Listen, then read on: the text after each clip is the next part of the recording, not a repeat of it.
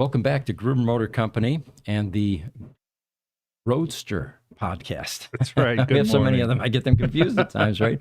I'm Pete Gruber, I'm Mark Schaffner. Good morning and welcome. and we have some interesting news items for you this morning, mostly Roadster related. And if you don't have a Roadster, it's fine to join our podcast. If you're interested in buying one, go to our website. We've got lots of them there for sale. And we can certainly answer any questions. If you have any, let us know where you're coming in from. And the image behind us here. We always post most recently AI images. And this one is a prompt that I asked for a bright yellow 2008 Tesla Roadster in a field of wildflowers with mountain peaks and snow behind, and I didn't even tell it to put a lake in there. It did that all by itself. So anyway, for those of you that are Roadster knowledgeable, it's always fun to look for the inconsistencies in the image. And if any of you want to chime in, we immediately saw 3-4 items. Yeah, I think we saw 4 of them right away. And I'm not going to say what any of them are at this point, but have people chime in. At first glance, though, it looks very much like a Roadster. It reminds me a lot of where you're going to be going to Europe. Mm-hmm. Yep, very true. So the first thing that we have is a roll bar cover that's on Roadsters, and that Roadster behind us there doesn't have one. That's probably the first inconsistency in the picture. This one is a true convertible without any kind of a backing or a roll bar, but normal Roadsters. And if we can throw up an image here, guys, it is in the roll bar cover photo, and image number 2 is probably going to be the best one to start with. All the Tesla Roadsters, by the way, have some carbon fiber, and this is the only place that you find carbon fiber on every single Roadster. Mm-hmm. If it's optional carbon fiber, you may see hood vanes that are carbon fiber. You may see side scoops that are carbon fiber, door sills, and some carbon fiber pieces on the interior, trim pieces, the waterfall, the din template, the steering wheel housing, and all of this, of course, cost extra back in the day. Sure. But every single Roadster will have a carbon fiber roll bar cover, and because they are constantly exposed, if you're using your soft top, they take a beating, and the original resin that Tesla used and clear coat was not as advanced as some of the newer coatings now, which are UV resistant. So with age, these tend to get pretty weathered. Yellowing is quite common, and this particular one actually has some body damage. If we can go to the next image now, guys, it's image number, let's see here. It's under Final Edit, image number 4. That's a good clean background. We repair these, is where I'm going with all of this.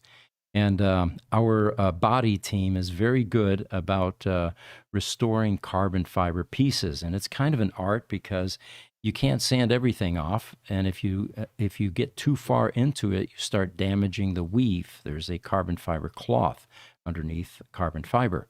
So it takes a very experienced, delicate touch to be able to remove the old material and then apply new UV-resistant resin and clear coat.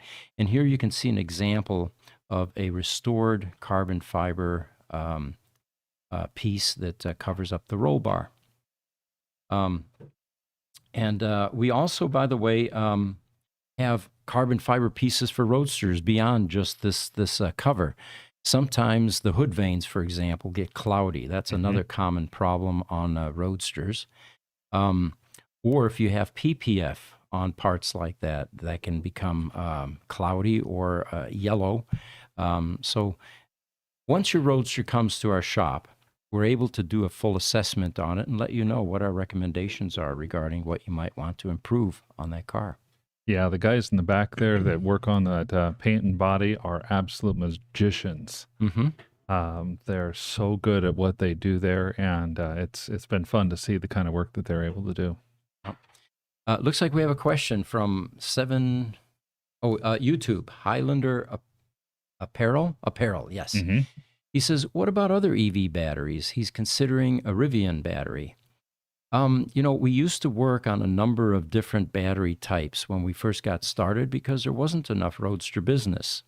Now we're extremely busy, lots of Roadsters coming in all the time, and Model S's at times when we can get to them and when we have an opening for them. The Roadsters we always have an opening for because there's so few service options for those. Mm-hmm. But the Model S, there are other options, so those we draw the line at times. As far as Rivian or any of the other EV brands, we cannot take them in at this point. We're just, we don't have the bandwidth, we don't have the staff.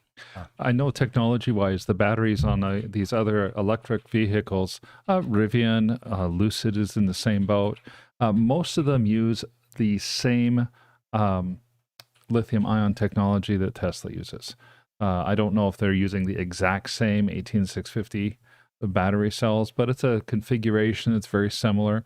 Sometimes they'll use a lithium iron phosphate similar to the 4680 cells that are going into the rear-wheel drive Model Ys or into the 18650s that go into the Model 3s. Other than that, talking about the similarities in technology, there's not a lot we can intelligently speak to when it comes to the Rivian batteries. Yeah, and each EV platform has a different design to a degree in terms of being able to access it. How do you get it open? What kind of battery management do they use? We've done a very good job of doing reverse engineering on all of the Tesla boards, but we really haven't been able to reverse engineer some of these other products. And, the manufacturers don't really share that information. You can't go to Rivian and say, we would like to buy some schematics for your battery pack, some of the BMB schematics, the battery management boards. Of course, that will change eventually, and there will be a lot of aftermarket activity as well. Yeah, at this point, the biggest thing is the Tesla Roadster is pretty much the only vehicle outside of the Model S, which is starting to come off a warranty, that has a powertrain that's completely out of warranty. Every other electric vehicle maker and every other electric vehicle is so new that anything that needs to be done can be done with the manufacturer under their warranty. So there is no business opportunity for us yet. Right. I know that we've had some manufacturers come to us and talk about becoming authorized warranty centers or service centers, but nothing has been finalized as of yet. Yeah. I think that's the end of this year. We've got one of those evolving at this point. YouTube Exploration says, happy little Roadster, LOL. Yeah, that is. It almost has a smile on the front of the car. And that is very much a Bob Ross kind of type painting in our background as well. Yeah. Is that the guy with the fro? That's the guy with the fro. Yep. Happy little trees and a happy little Roadster. He was so patient, too. You never hear him talk to a student and say, what are you doing? I told you not to do that. Come on, dummy, do it right. Yeah. TikTok, Smuggler. Welcome, Smuggler. How you doing? He sent us a gift. Well, thank you. Thank you, Smuggler. Much Good to have you back appreciated. on today. Yeah. So one of the things that we've been working on since the last Tesla Roadster podcast is a list of Tesla service centers that are accepting Roadsters. And the reason this is an important thing to start evolving is Tesla has regionalized Roadster service, meaning that not all service centers are able to take in a Roadster anymore. The most egregious example that we have is in North Carolina, where a customer used to driving 15 miles to a service center, took his Roadster there only to hear, well, you know what, we don't service them here anymore. You're going to have to go 240 miles north to Raleigh, North Carolina to get your Roadster serviced. So what we're doing now is developing a list of service centers so that the owners, the community is prepared where they can take their Roadsters. Here in state, for example, we have 4 different service centers. No, actually, there's more than that. I think there's one in Yuma and Tucson. Yeah, there was a remote working out of Tucson. But anyway, they have consolidated Roadster service in the state of Arizona now to one service center. Scottsdale and Tempe used to be the big ones. Mm-hmm. And that's important to know so that you don't, waste time driving to the wrong one only to find that you're going to be turned away. I had a great discussion with corporate this morning, but before I go there, there's a website or a Facebook site that we're posting this on currently. And let me see if I have an image that we can throw up there. Yeah, Jesse, if you can throw up Roadster SCs, and it's in the root folder under images. What I asked for here was for customers to tell us where they've been able to take their Roadsters for service. And we listed the ones that we were aware of that we've collected, and we also got 3 new ones overnight. So again, if you have any Roadster service centers that you're aware of, you can post it on this Facebook site. And the site, by the way, is Roadster. It's Tesla Roadster Owners Group on Facebook. And that way we can make that available. We'll eventually have these service center locations on our website so that you can reference it at any point in time. But in a conversation with corporate this morning, where we pointed out, it would be nice if the community knew where they could take their cars, they fully agreed. They're going to have to get some permission to publish this list, but it looks like it's coming, and we'll have a comprehensive list of service centers still able to service Roadsters. That's going to be really helpful for the Roadster community and owners.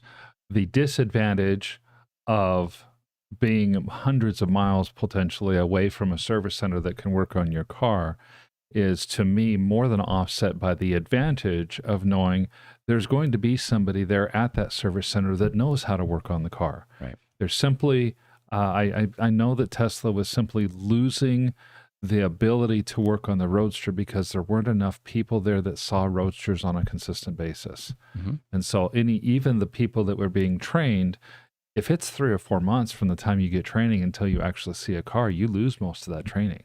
Mm-hmm. And Tesla also, with their buyback program, uses those Roadsters as a training tool. I think it's a well understood process that anything you take apart is you're going to learn how it's put together. You're going to basically be able to work on it. I remember as a kid, one of my mother's biggest frustrations was I was constantly taking appliances apart because of my intense curiosity about mechanical and technical things. Okay. It didn't go that well back then, but, I was in trouble most of the time. Well, it's along the lines of lining up all your bolts along the hood of the car that you're working on, right? Right, yep. All right, so anyway, stay tuned. We will report more next week on any service centers that we don't have on this list. And eventually you'll be able to get this list on our website as well. And we'll post it on this Roadster Owner Facebook site for anyone that is interested. Now, speaking of Facebook, William Mitchell has chimed in. First, good morning, William, and glad to have you on. He says, I'm sure you guys are aware of the new Tesla Collision Center that's opening in Scottsdale in October. I was not. I'm embarrassed to say that. Thank you, William. I did not know they were opening there. Now, is this a Tesla-owned collision center or another subcontract arrangement? Because that's typically how they handled collision. They would certify existing body shops. Right, for the body and collision work. Yeah. And I'm embarrassed to say I did not know that Scottsdale and Tesla were going to be opening a collision center as well. To me, I think they're getting a critical mass of especially the Model 3s, but also the Model Ys in. And it makes sense for them to be able to do that. Sure. And of course, it's going to be a whole new skill set, based on the technicians that they typically have working on cars. This is a whole different field. So, yeah, that would be a great expansion for them to start to augment the existing network that they have of independents that are doing body work for them. So I encourage you guys, keep the questions coming in. That really helps to drive the conversation here. It does. So last week we reported that Copart has a Roadster for sale. And, To put this in perspective, years ago, we would find at least a half a dozen or more Roadsters every single year between IAA and Copart and Mannheim and some of these big auction houses. And we were able to buy parts cars. Mhm. And a parts car to us is a car that's so badly damaged that can't be put on the road and shouldn't be put on the road. We're talking about frame Yes. damage, folks. You can repair a frame, granted, but remember, you're going to be hurtling down the freeway with that thing at 80 miles an hour at some point in time, and you want to make sure it's totally safe. So, they, so with these cars, um, there are oftentimes collision damage cars, but the quantity has been reduced tremendously over the last few years. Now, whether that's because there are fewer Roadsters left, whether they're collectible and people are buying them themselves and they never get to auction, we're not quite sure why that is. But if you find a couple Roadsters per year these days at auctions, that's probably a lot. So this particular one is in Hawaii, and it was, can we bring up that image, guys? I think it's in the images folder. No, I guess it isn't. All right, we had it up last week. I was issuing a warning with this car because the images indicate that there was water inside the cabin, all the way up to the top, basically. And there are some caveats to look out for when you're buying a flood-damaged electric vehicle. And we know this well because we bought 22 Model S's in 2017 during the hurricane seasons. Mm-hmm. The questions that you need to consider or that you need to ask about is what was the extent of submersion? Now, you can't ask the auction houses, but in this particular case, with this Hawaiian Roadster that's out on Copart, there was a car dealer listed who could be contacted. And if anyone, by the way, has contacted them and would like to share, we'd like to get updated. We did not contact them ourselves. But the questions you're going to want to ask is, what was the extent of submersion? And this one is pretty obvious because you can see there's mud stains all the way to the top of the cabin. What kind of water? And this is critical. If it was truly fresh water, or distilled water would be even better. Right. You're not going to get the conductivity in that fluid to create a lot of metal migration, electrolysis, and damage to the circuit boards. Typically, though, what you'll find is that during storm-related activity, you'll have brackish water. It'll be from storm surges. So you get ocean water blending in with the groundwater. And so if it has any salt content, that's definitely of concern. And then how long was it submerged? We bought one Tesla Model S that went through a flash flood. It lasted all of maybe 20 seconds. It spilled up over the hood, and it got into the fuse box on that Model S, and it sent some signals scurrying, which shut down the car. The insurance company immediately totaled it, not knowing the extent of damage, and we ended up buying it, and we got one that we were able to put on the road fairly easily. Mm-hmm. So how long was it submerged? Because a lot of damage can occur as it's extended. Was it a brief flash flood or was it days? And then also we recommend researching weather conditions around the loss date to corroborate a story on a car. This particular red 2011, I think it was, in Hawaii, we do not recommend purchasing because of the extent of damage. However, if you go on Copart now, there is another flood-damaged Roadster. And by the way, these come along every 5 years or so. I think we saw one in Florida over 5 years ago, and suddenly you got two of them. Yeah, back to back. Just the oddest thing. Yeah, and in completely different continents, This one is VIN number 506. Can you guys throw up an image for me? It's VIN 506 flood-damaged VIN. And I'm going to show you how you can figure out a VIN. What the auction houses don't like to do is reveal the VIN numbers for whatever reason. So if you look at the upper portion, you can, it's actually not that image, but that's fine. If you look at that upper right-hand portion there, it says VIN. The last 5 digits are starred out. If you go to another image, Jesse, which is VIN 506 flood damaged VIN JPEG. And what you'll see there is a place that you can find the VIN on these cars. because the auction houses typically take a certain set of pictures. It's right in the root directory, not under images. There you go. They took a picture of the VIN tag that's on the inside driver's door. And there you can see the full VIN. The last 3 digits are VIN 506. If you take a look at the pictures that are posted on Copart, it doesn't look like there is extensive water damage on the inside of the car. In fact, we couldn't even see any mud or anything like that. Now, you have to be careful here too. In the U.S., Copart and some of the other auction houses hire people to thoroughly detail these cars. And this one may have looked as bad as that one in Hawaii with mud on the inside. Sure. They didn't detail that one, but this one may have been detailed. So you really don't know the extent of the water damage in this Roadster. There is also, we found, by the way, VIN 506, our CRM, our database, has been collecting VIN numbers now for, 8 years or so.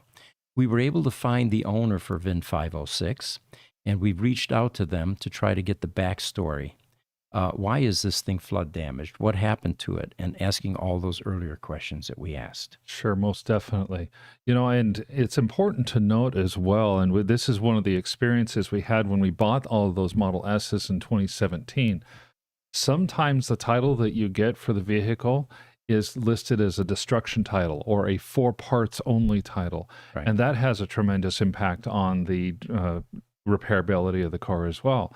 One of the water damaged cars we got in 2017, one of the least water damaged cars, in fact, was a red Model S, and it happened to have a destruction title instead of a salvage title. Right. And if you remember, we ended up selling that car to somebody in Mexico. It was one of the very first cars we repaired. We took it down for the inspection, and the state shut us down as soon as they saw the title. They're like, you're not even supposed to be driving it back to the shop. They're not supposed to be on the road. Right. Yeah, so that is another consideration. And we were wondering why that Model S was so cheap, remember? I do. It was a $13,000 car, and I thought, wow, I do. should buy these all day long, right? So yeah, destruction versus salvage title. All right, so anyway, those of you that may be interested in any of these flood-damaged Roadsters on Copart, check with us because the owner of the blue one may contact us and we can give you more information. Facebook, William Mitchell is chiming back in, and the question that we posed earlier was, is Tesla moving into doing body work, body and paint, or are they still outsourcing? Because he had said that Tesla Scottsdale is going to open a collision center in Scottsdale in October. He says, yes, Tesla only now. Now, that's great news, actually, because I know Tesla has struggled with the outsourcing of their paint and body work. Yeah, I think the ability for them to control the quality of the work that gets done on these cars is going to be important, and this is good news. Mm-hmm. Another item that came in this week, there's a Roadster in France currently that is bricked. And this particular owner has more than one, went on vacation. You probably heard this story 100 times. Came back from vacation only to find that the power or the breaker tripped on a particular Roadster that was supposed to have been charged. And now it's dead. He can't even get in the car. The first part about that, and by the way, we're going to do a tutorial YouTube video within the next few weeks, how to get into a Tesla Roadster if the electronics have shut down. You can't use the door handle anymore. It's an electronic door handle. It's basically a little switch that gets triggered, and then the door will click and open for you. If the electronics shut down in a Roadster, that doesn't work anymore. And if your windows are rolled up and you have a hard top on the car or a soft top, it's going to be very difficult to get into.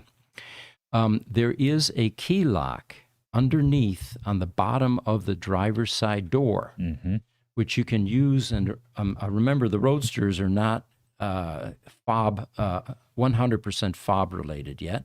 They have a metal portion key with a fob attached to it. You can actually use that to unlock that door and open your driver's side door. And you can do the same thing with your trunk, which most people are aware of because it's visible. to open your trunk if your latch doesn't work. So that's one of the ways to get into the car. What we did with this particular customer, since they're in France, normally we would send instructions how to prepare the car for transport, that we can do a battery recovery. We have partners around the world that are able to work on Roadsters. And what we did in this case was referred them to one of our partners that's close to where he lives, where his car is. And eventually, we're also going to put this information on our website so that people can see where the independent options are for Tesla Roadster service.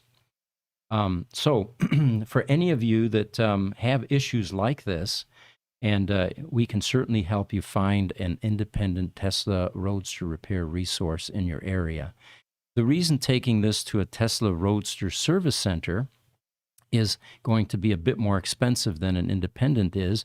The solution right now in Europe is a battery replacement, not a recovery. Although in the U.S., we learned just a month or so ago that Tesla is going to start doing recoveries again using their Tesla Roadster recovery chargers. Right. And in Toronto, we've been working with Tesla to attempt to do a level 1 recovery on a battery. Although I believe their recovery efforts have been unsuccessful so far. Yeah. At this point, the latest information we received about that Roadster was a log file. And it looks like 2 of the sheets have blown sheet fuses. So a recovery isn't going to work in that case. In that case, you have to drop the battery pack. First of all, replace the fuses and then figure out whether it was PEM-related induced or whether there's something wrong in the pack. Sure. And while that's a level 2 thing, that could potentially be good news for that owner because he's not necessarily talking about a resistive cell. YouTube, Highlander Apparel asks, what fluke meter do you use? Do you use a Simpson 260B? Or you're dating yourself. I used to use a Simpson 260B. That's an old Darson voltmeter with, the needle that moves, and they were extremely rugged, very reliable. And the new flukes that we use now, the simplest ones are the 87s. Which is a DVM, a digital voltmeter. Yeah, and the Simpson 260B, by the way, you can still get them today even. Can you? Yeah, they're more of an analog meter, but I was looking it up on Grainger this morning and cool. Find them for about $500 or so. And they were the first attempt at plastic housings. You remember the old Bakelite stuff? It was very brittle and hard, and it got even harder as it aged. And I remember that was one of the Achilles heels of that Simpson meter was if you drop that, it most likely was going to chip out a corner or break the case. Whereas these new ones, like the 87, they're actually encapsulated in a yellow foam type, hard foam type material. So they're pretty impervious to being dropped. Instagram, Mark's Auto Parts. He says, hi from UK. Well, welcome. Thank you for joining us. Glad to have you on. Thank you. So got a few pictures here we want to pop up, guys. And this one is the black wheels. It's in the black wheels folder. And I thought we could talk about something that's a popular upgrade for Tesla Roadsters. Now, remember, Tesla Roadsters have been around for 15 years. And it's very difficult to drive a car for 15 years and not get an occasional curb rash, or to take it to a tire shop and have them take a chip out of the side of where the lug nut goes into a wheel. So we find very few Roadster wheels pristine and perfect. There are some, but these are cars that aren't driven very much. What I wanted to show you is we have a black wheel here that was powder coated. It was originally silver with some stains on it and curb rash, all 4 of them actually. And this customer is having us do upgrades on this car. This will be a sterling silver Roadster with our performance upgrade brake package with red powder-coated calipers. Now, normally these get painted. And yeah, you can paint calipers, but the difficulty there is anybody using brake cleaner or even brake fluid can disrupt that paint. And it will take off some of that finish or remove the paint completely. Sure. So powder coating is the absolute best way to do any kind of colorization like this. And it's difficult to do because powder coating means you have to take the calipers off completely. If you're painting, you can mask around it. So there's some additional labor time there. Then you have to take off any of the non-ferrous parts, like seals, for example, which are rubber. Mm-hmm. And once you take them off, you have to replace them because you've compromised the integrity of that seal. Sure. So what we're doing with this is it will be red powder-coated brake calipers with the seals all replaced, and the customer decided to change the center caps and have those powder-coated as well with a red T, Tesla T on them. So we're kind of excited about seeing the finished product here, because I think this is going to be a cool-looking car when it's done. That's a stunning picture of those already. And I know we were talking about that just this morning over at Gruber Motors, the ability to do the powder coating and how much more durable and rugged that's going to be for our customers. So we've that T as well. We have the ability to create some of those custom things ourselves, and that I guess that's what, just vinyl work on that? Yeah, that's actually vinyl, and then it's clear coated, or at least coated so that it has some durability. And you're right, our service manager actually does this type of work. Yes. So it's basically in-house. The powder coating, by the way, there is a vendor that's about 500 feet from our shop that has been doing powder coating for over 20 years. And they are excellent. Everything that we've gotten from them has been first class. And yeah, so this is what you can make your Roadster wheels look like. All right, we have another image here, guys. And if we go to the bright Roadster folder, I popped this image back up. We actually took this a couple years ago. And it was one of those times when we happened to have some of the most brightly colored Tesla Roadsters in our service center. And the first one is called Brilliant Yellow. There weren't too many made in this color, and they usually stand out on the road when you see something like this. The next one is a one of. In the United States, there was only one Roadster that was painted in insane green. In Europe, they have about 6 of them, I believe. It was a more popular color there. It was a original Lotus color. And so what we're showing here is the only insane green in the United States. It came to us with a battery problem. It's VIN number 100. It was the last of the signature 100 Roadsters. And the customer is actually selling this car. It's out on our Gruber Motors Roadsters for Sale website. And for the right price, this customer is willing to part with this one-of car. Now, the green Roadster, the third one in, is lightning green. And this one is generally attributed as being the brightest green Roadster color. But here you can see that's really not the case when we stacked it next to the insane green. And you can see how much more vibrant that insane green is than the lightning green. And by the way, lightning green, I think there were 33 of them painted in that color. They only were painted in that color in 2011 in the United States. And it was actually originally a Subaru color. And then the fourth one is one of my favorite colors. This is the electric blue. So we happen to have 4 really brightly colored Roadsters that we were able to stack next to each other. And this one is always a popular picture when we display it. You know, I happened to be going down the freeway yesterday during the Independence Day holiday. I didn't see a Roadster, but what I saw was a car almost that color of insane green. It was, I would like to call it neon yellow, is probably an accurate description.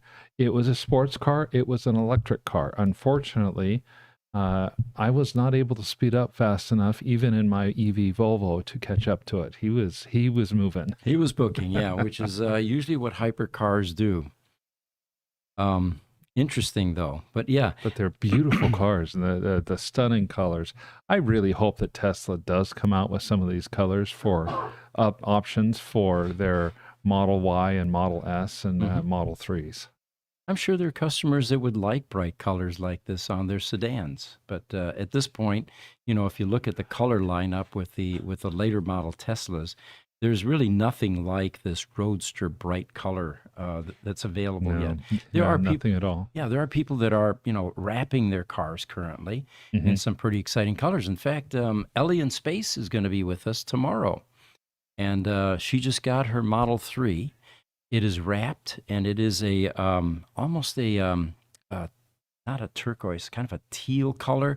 It's one of those colors, one of those wraps where it changes depending on the light. Oh, it's okay. kind of hard to pinpoint exactly what color it is because it'll change on you. But I'm sure she'll tell us about her car and what motivated her to change the color. Oh, by all means. On TikTok, Bash A has joined us this morning. He says about the powder coat painting, he says, plus powder coat is way more durable. Couldn't agree with you more on that one. It is indeed, yes. And then YouTube, John Lawson Lidstrom is joining us from Seattle. Welcome. Thank you for joining us. Welcome, and glad to have you here. So moving along here, stock, Tesla stock. I think this morning it was like 279. Did you guys see it at that level? I've been seeing it hover between 275 and as high as 283. I think Richard said it was 279 yesterday. Correct. As of 1:36 p.m. Eastern Time, it is 280.76 cents. Okay, so it's actually cracked 280 again then. I found an interesting comment that was made here by by an investor, and he said that has anyone noticed about all the analysts totally trouncing Tesla stock, claiming it's overvalued? It didn't make sense. And he was talking about last Tuesday's meteoric rise. He says that, let me get the rest of this here so I can get past all of this verbiage here. He feels that what's happening is, with it declining a bit, and that was last week, is people are going to take profits. It's quite normal. You watch a stock run up, a bit of fear sets in, and will it remain there? And if you have a healthy amount of margin and profit in that stock, it's not abnormal for people to take profits and pull out of it again. So that's why these things are sometimes volatile. But in a case like a Tesla run-up like this, the other thing that contributes is short sellers bailing as fast as they can. And the way that they bail is they have to buy the stock in order to make the difference, right? So that is going to increase, of course, the stock because there's more demand for it. Right, because for those who aren't familiar with investing as much, a short sale, very simply put, I'm going to say, Pete, I will sell you my Tesla stock in a week, and and I'm going to sell it to you for $300. Now, I'm betting that stock is going to go down in a week. So I'm going to say things that might bash Tesla, hoping that I can buy the stock for less than $300. At some point in the next week, if I see that stock is going to skyrocket, or if it's going up rapidly, I might either try to cut my losses or just say, oh my gosh, it's getting too high, it's going too quick. So I'm going to go out there and buy stock in order to fulfill that short sale. I sold what I didn't have, and that's why it's called a short sale. Yeah, you sold what you didn't have, exactly. You had to make up the difference. Yeah, so now I have to make up the difference. And of course, conversely, you would have made money if it had gone down, because you would have bought it cheaper. Exactly. I would have sold it today for $300, and if it went down to $250, I'd have made $50 a share when I had to go buy it. So, so here's his opinion though about the analysts, and he apparently didn't like analysts, but he says, here's the thing: you can apply this critique to every level of market analysis. Everything is guessing, conjecture, and hindsight. He makes a great point there. Tesla recently announced their deliveries for this last quarter, and they beat their delivery estimates by almost 20,000 cars. The estimates on the street were about 445 to 450,000, and they said that they actually delivered close to 465,000. I think it was 466 and some. So now the analysts, the Tesla bashers, have said, well, yeah, but they had all these sales, and it was only the sales that moved the cars, and now you're going to have to go look at the profits, because I'll bet the profits are going to be way down. It's them trying to spin good news into something negative so that the stock doesn't go up. Mm-hmm. Yet this is a fundamental thing for the average Joe investor. Plus, they don't like being wrong. Oh yeah, they totally don't like being wrong. They have some angry people when they're wrong. Yeah. The average Joe investor says, oh, you know what? This company's doing really well. They just set a sales record. I think I'm going to buy their stock. And so the stock goes up. Yeah. Yeah. You know, Wedbush is one of the investment analysts that's been very bullish on Tesla, and they have a $300 price target right now on the shares. But anyway, his comment was that he felt that Elon was a great poker player, and that he began to reduce the cost of his car since the first of this year. And I was surprised that there were 6 downward price adjustments since the first of the year. And of course, that created more demand, and that's partly responsible for these kinds of production figures. I think it is too. You know, and Tesla was smart about this. They learned very quickly that if they take and drop the price of their Model Y by $2,000 or $3,000, I think it was at the time. I think it was running about 61,000, and all they needed to do is get it below 60,000. Then that $7,500 federal tax incentive would kick in. Mm-hmm. So to them, they're dropping their price by 2,000. To the consumer, the price has gone down by 10,000. Yeah, exactly. And because the consumer is suddenly able to get the federal rebate on their car. To me, that's just a smart move by a company that's trying to move their cars. Mm-hmm. Mm-hmm. Elon has famously said he wants to compete against the Fords of the world, not against the supercars. Right. So YouTube, Paraglider76 says, hi all, about colors. I love the Tarocco Rosso too. Now that's got red in it because I think that's what Rosso is in Italian. Yeah, it looks like a blood orange type of color. I actually had to pull it up because I wasn't totally sure what it was. And that's a beautiful color. Mm-hmm. So one of the things that we ran into actually a few weeks ago was someone has a Tesla Roadster for sale. And there are pictures of it. It's out on our listing site. And with the trunk lid open, you can see the PEM, and the PEM says Roadster Sport on it. And so the car was listed as a Roadster Sport. However, there were some other elements in a Sport Roadster that were missing on this particular car. And those are, by the way, in the seats. If you have a Tesla Roadster Sport, the S is going to be a different color than the rest of the letters. And it's usually a bright, vibrant color, sometimes the color of the car, actually. Mm-hmm. The second place that you'll find an indication that it is a Sport Roadster is in the door sills. Instead of saying Tesla Roadster, it will say Sport Roadster. Then finally, the back, the PEM. You have a decal that's placed on top of the PEM that will either say Tesla Roadster or Sport Roadster. And the final indication that you have a Sport Roadster is going to be the lettering on the back of the car. They all say Tesla on the back, but on a Sport Roadster, just to the right, below the Tesla letters, you'll see script writing that says Sport Roadster. Mm-hmm. Well, the other items were missing other than the PEM decal.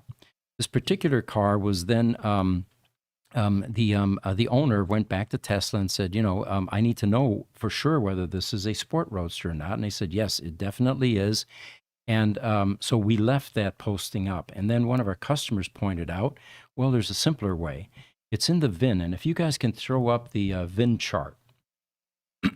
This, by the way, is available for those of you that would like to see it on our website under newsletters.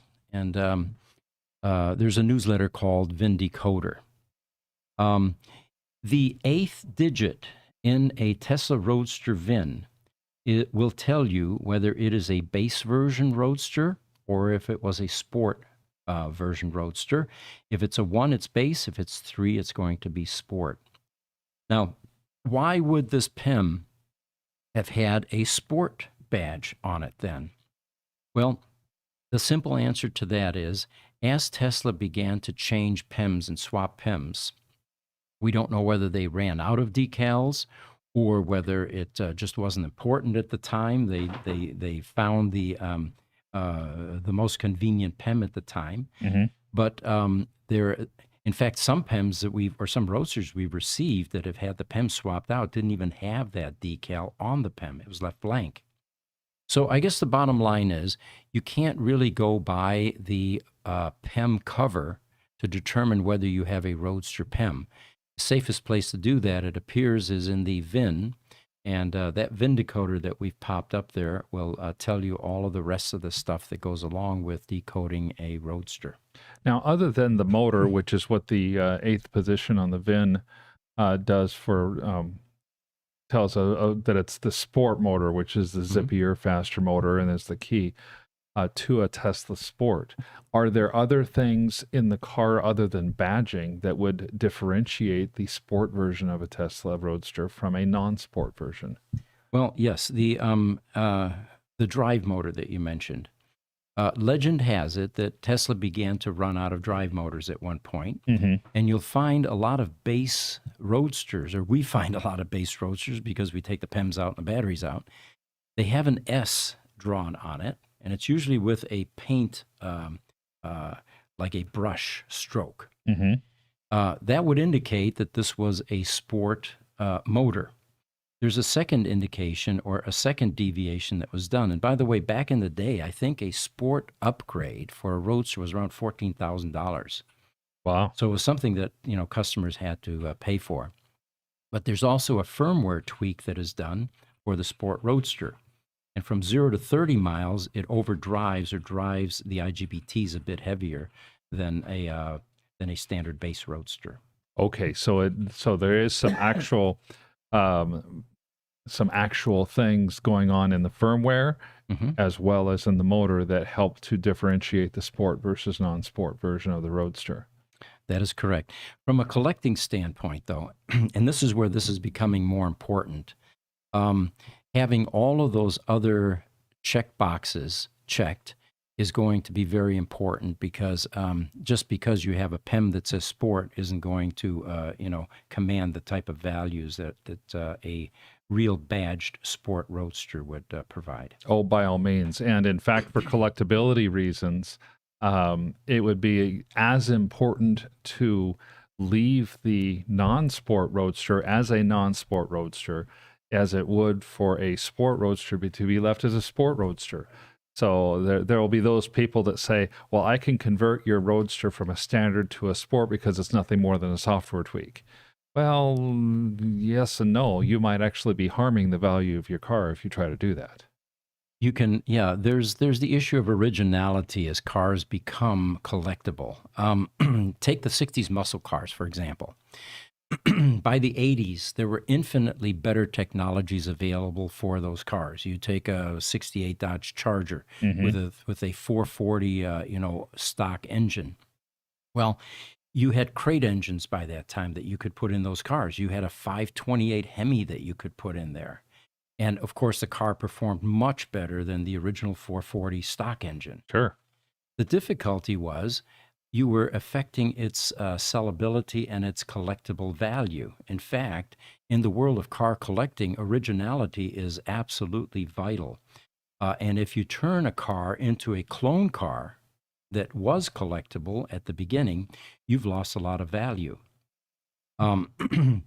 So what we recommend, we have certain upgrades to the Roadsters. For example, the 12-volt battery relocation into the trunk.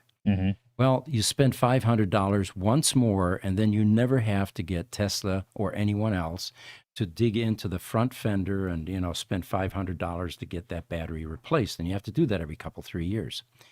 We do not recommend doing that to a collectible pedigreed Roadster. And by that, I mean early VINs, Signature 100 cars or 250 in Europe, extremely low mileage cars that aren't going to be driven. They're going to be Picasso's on the wall somewhere, Originality is absolutely essential. In fact, in some of these car events, there were people, judges, that would walk around to look at the originality of certain types of cars, like the 60s muscle cars, hypercars, Lamborghinis, Ferraris, whatever. And what they would look for is imperfections. You can do a much better job of painting a roll bar, for example, or like in fact, Mopar, there were idler arms that had paint drips on them because back in the day in the Hamtramck facility where they were building these cars, they used rattle can black to paint these, and then it would typically drip. Okay. So in order to maintain its collectability, you had to replicate the drips. I remember with my Ferrari, I had a little fender bender, a quarter panel issue, and I asked the body shop, will you be able to make it look original and all that? He says, the biggest difficulty is not making it, fixing it, and then making it look perfect. It's replicating the slight orange peel that's on Ferraris. Right. So anyway, that's the story on collectible cars and the story on sport roadsters versus non-sport roadsters. That reminds me, because when we talk about the collectible cars, that's why the barn finds become so incredibly valuable and potentially important, is because these are cars that will typically have been sitting for years or decades in some sort of facility, or literally a barn a lot of times, collecting dust and nothing and not much else. Right. Maybe old rat's nests. But maybe you want to tell us a little more about the barn find Roadsters and what we have. Yeah, I was going to try to get updated this morning because it's July 5th is when the cars are supposed to leave the dock in China.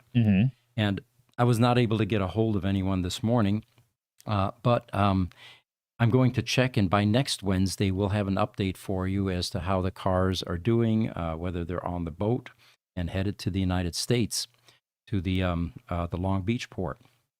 I am crossing my fingers a little bit and hoping that by reaching out at the end of our day today, because by then it will be morning in China, that you might have a chance to actually talk to the owner of these barn find Roadsters, and maybe we get lucky and have an update for tomorrow even. TikTok, Bash A says, if I could move to Arizona, could I work for you guys? I love Teslas. They're the future. We accept applications all the time. If you want to send your resume to ev@gruber.com, we're always looking for talented people to add to our staff, and we do training. We can't find any kind of schools that are able to crank out competent people yet. So a lot of our skill evolution is on-the-job training and shadowing and learning, the Teslas from the ground up.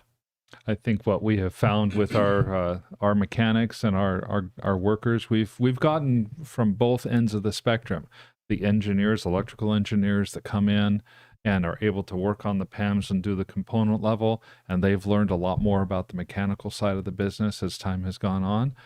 We've had our mechanics that have come in, the wrenchers, and they've become much more adept at dealing at a fairly simple level with a lot of the electronic stuff. They're able to do some of the things like the battery pulls and stuff like that. Sure. And we have two different types of openings. One is for engineering lab type people, engineering technicians, electrical engineers. These are the people that work on the electronics in the modules, in the power electronics module, the inverters.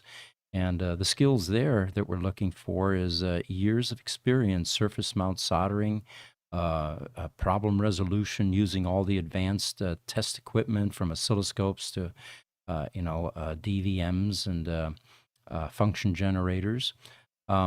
So we have two types of positions, and oftentimes there's cross-pollination. We train, Yeah. Definitely. And at some point, I know that it would be great if we could get another software technician in, somebody who can Yep. add software and Linux skills into that technical mix. We've had, that's the one that's been the hardest to find somebody for. Actually, I need to check with Victor. Someone interviewed last week, and I think we were supposed to make an offer. So that may be solved. We've got some more firmware people potentially coming Be in. fantastic. Yeah. If you guys can bring up a picture, this one is in the pinhole picture, or pinhole folder. So we ran into a real strange issue last week, and as soon as the first picture comes up, Which one? 0, 2, 5? They're kind of out of order. oh, they are out of order. Well, the one that you're going to want is called... Looks like it's 0. There's the one that you want first. Yeah, they're in alphabetical order, Jess. So 0, and then 2, 5, 6, and 7. So what we're going to show here is our electronics lab, and there's a 1.5 Roadster, which is the early generation VIN up to VIN 500 power electronics module on the bench. And the cover has been removed from this. And typically what we find, since there's such a good seal on these power electronic modules, which sit in the trunk of a car and have sensitive electronics inside them, is a pristine environment inside. It's almost surgically clean, even after 15 years like this one. This is a 2008. And if we go to the next image, image number 2, we got quite a surprise here. There's a circuit board that we're showing there, which is the PEC board. And you can see all that dust, dirt, and debris that's on that board.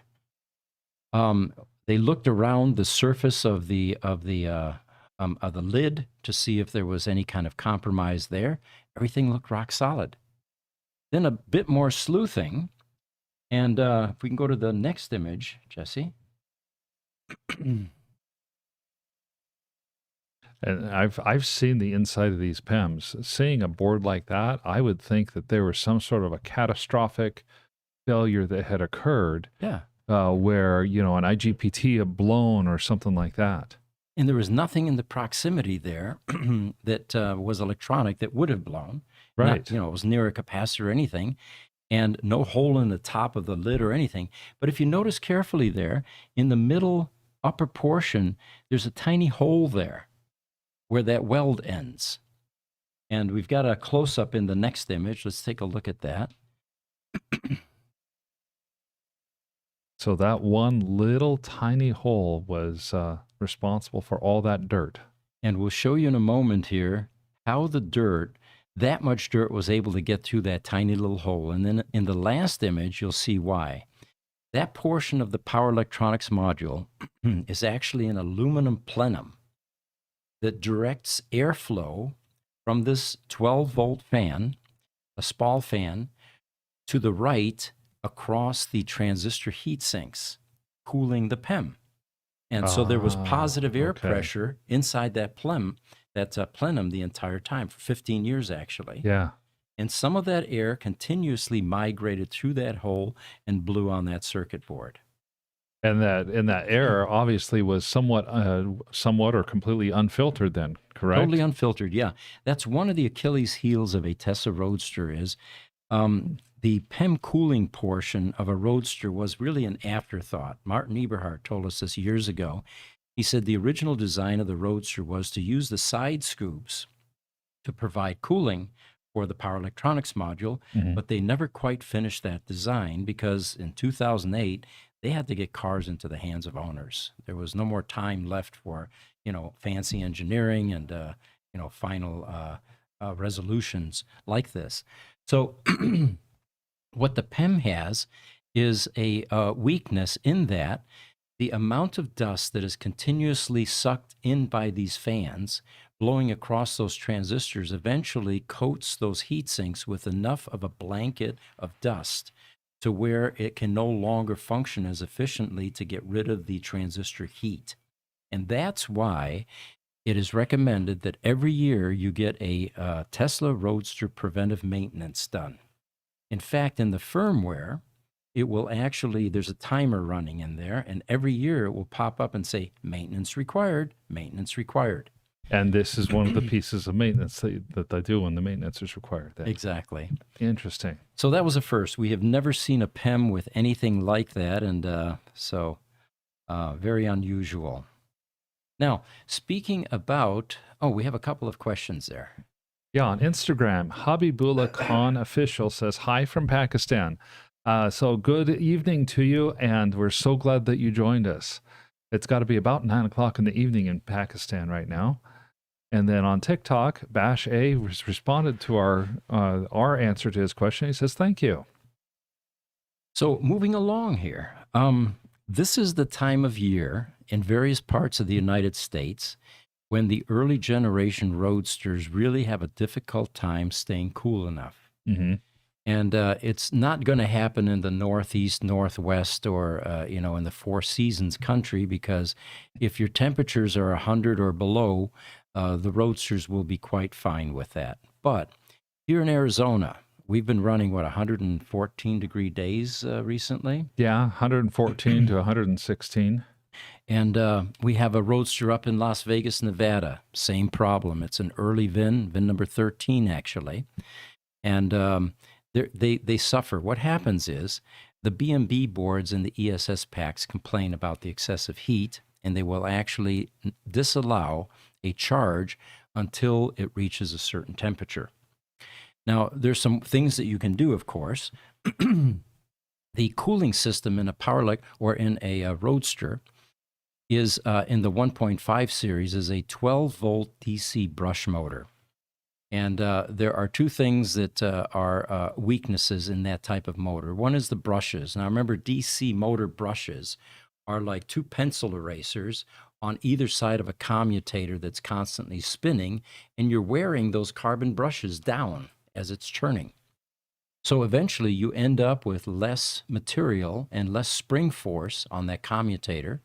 The end result is you get less rotational force, and your gallons per minute that are being pumped through the cooling system are beginning to lessen and decline. The second thing that happens in this type of motor is it has bearings. And anybody that that is in the mechanical world understands that bearings are something that wears out with time. They get gummed up, so it has drag. They begin to lose their diameter, or they widen, so you get wobble. And again, it affects the amount of fluid that your, in this case, a pump can move through whatever it's trying to cool. So we recommend with 1.5 Roadsters that every 5 years that DC brush motor pump is replaced. And where it becomes most noticeable is in the extremely hot periods of the year when this pump is trying to cool that battery pack and it's not doing a very good job anymore. Now, the downside is I have Tesla VIN number 5 at home, which suffers from this, by the way. And without some external cooling or putting it into a controlled environment, my garage gets 120 easily during the middle of summer. So what happens is the ESS pack will not allow a charge. And at the same time, the pump is running all the time to try to cool it, so it's draining the battery. This is where Roadsters can get bricked, because you get down into the 10, 20-mile range. It doesn't take long to go from there to a bricked state unless you're able to charge. So one of the things that we recommend is when you're charging your Roadster, and it doesn't matter where the Roadster is, open that rear trunk cover to allow more air to circulate. That helps. Make sure that your pump gets replaced every 5 years. For those of you that want to change your own pump, which some people do, there's a pretty good write-up that Tom Saxton actually created over 10 years ago or so. And it is out there. You can Google this, and it's called Tesla Roadster Coolant Pump Failure. It was written actually in 2016. And he talks about how to change the pump, which is on the passenger side rear quarter panel or inside the quarter panel. And then he talks about how to burp the car afterwards. It's like a baby. When you affect the cooling cycle, you have to get rid of some air that was introduced. And what he recommends is jacking up the right side of the car, at least a foot or so that the coolant tank that's in the back of the battery pack is higher than the rest of the car. And then just let it run, and you can accelerate how much it's running by plugging in the yellow charge cable and doing a charge while it's bleeding off this air. And it takes about 24 hours or so. And once the frothing is done, then you know that you've gotten all the air out of your Tesla Roadster cooling system. The the type of coolant that you should use to top it off is Sierra propylene glycol antifreeze. And I have a part number here for you. It's SEP003. It's available on Amazon or other third parties. And he says it's a crazy high price. But then he gives us some other prices, $16.99 and $12.99. Now, this is 2016. I think inflation is carved into that pricing. So there you have it, how you can assist your Roadster. Now, I talked to Tesla Corporate this morning, and I said, guys, I've got this customer up in Vegas right now who is considering pulling the service plug on his battery pack, so he doesn't have to deal with needing to charge it all the time, removing all of the drain, in other words, on the battery pack. I asked them, I said, what do you think of that? I have my own reservations about that. And anyway, they're going to check further into that. But he recommends the same thing that I do with Tesla number 5. I've got a cooling fan on top of the ESS battery pack because I don't environmentally control my garage. And I've been doing that about a week now, and it's able to charge with that continuous airflow, pushing air down the front and the back of the ESS pack, which is essentially what it does is when you lay a fan on top of the ESS pack. We're not sure yet whether pulling a service plug would be risky or not, and we'll report in the next Wednesday session. But anyway, corporate says, these 1.5 Roadsters, we knew about those problems early on, and there wasn't much we could do. It turns out that most of the early Roadster buyers were pretty well heeled, and they typically had environmental control in their garages, or car collectors, for example. Sure. Guys like me don't have environmental control in my 2-car garage, so the fan works great. What I ended up doing was I used one of the critical power UPS fans, which we're swimming in. We have plenty of those. Yeah. One of those squirrel cage fans, and I set that on top of the pack with a couple pieces of wood so it doesn't scratch anything, and it just sits there and cools it constantly. Well, you can get a squirrel cage fan at your local auto store or Walmart, and they move a lot of air, and they can be $60 or $70. Nowadays, a basic mini split AC system that could cool a typical 2-car garage, about $2,000 installed. And so not a huge expense, but more than what a lot of people would want to be able to pay just to keep their car housed. Sure. But that tells me that these BMB boards are starting to get sensitive at temperatures probably, around 125 to 130 degrees. Well, my VIN number 5 starts getting into difficulty at about 105 or so. Okay. And now when it's 115 to 120 in that garage, there's no way that it would charge. Right, because when the external temperature is 115 outside, your best case is that your garage is sitting at about 105 to 110. Sure. And it probably gets even hotter in the afternoon if you have an east-west facing house. Well, there's another thing that compounds it too. If you're able to start successfully charging in your garage, that's going to heat up the garage. Right. So that takes it even higher. Now, one of the things that corporate Tesla said this morning, and I was talking to an old timer that was there for well over a decade in the early days of Roadster. He says, these Roadsters, especially the early ones, if it's 115 out, remember, you need to take short trips. If you do any long trips, you're going to run into power limiting. It's going to overheat. It's not going to be happy.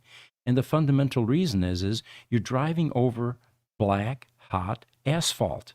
And there's a certain amount of radiant heat that comes off of that that gets inside your Roadster, especially with that cooling fan sucking air from the bottom up into the PEM. Yeah, I was thinking at that point exactly. That fan is pulling air that's probably 3 or 4 inches off the ground. And in the summertime in Phoenix, the typical temperature of asphalt is about 165 degrees. That's why you can fry an egg on our Yes, asphalt or that's exactly or right. on concrete, right? And bake cookies on your dash. Yes, yes. Yeah, I've heard that cookies baked on your dash are very good, and they make the car smell wonderful. Right?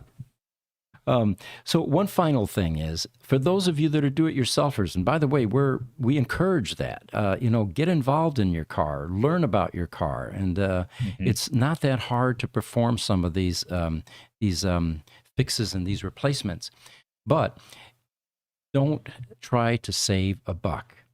We experimented with a number of different 12-volt DC cooling fans for the 1.5 Roadsters until we settled on a brand and a type that actually worked long-term and had the maximum GPM.